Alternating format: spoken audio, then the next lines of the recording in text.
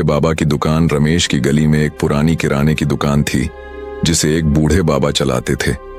वह दुकान बहुत छोटी थी, लेकिन बाबा हर ग्राहक को मुस्कुराकर सामान देते और बच्चों को हमेशा टॉफी मुफ्त में दिया करते थे।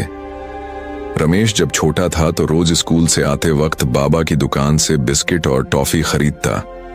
बाबा से बातें करना उसे अच्छा लगता था, लेकिन जैसे जैसे वह बड़ा हुआ वह मॉल और सुपरमार्केट जाने लगा और बाबा की दुकान पर जाना बंद कर दिया।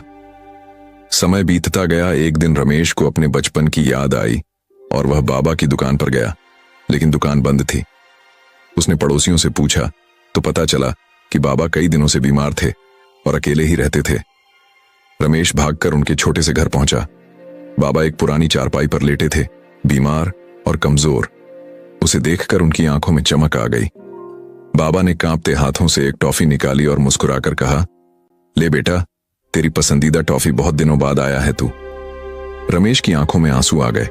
उसने बाबा का हाथ पकड़कर कहा, बाबा, अब से मैं हर दिन आऊंगा। लेकिन अगले ही दिन खबर आई, बाबा अब इस दुनिया में नहीं रहे। रमेश उनकी दुकान के बाहर घंटों बैठा रहा, लेकिन अब वह मुस्कुराकर टॉफी देने वाले हाथ नहीं रहे। जो लोग हमें बिना किसी स्वार्थ के प्यार देते हैं, उन्हें कभी नजरअंदाज नहीं करना चाहिए।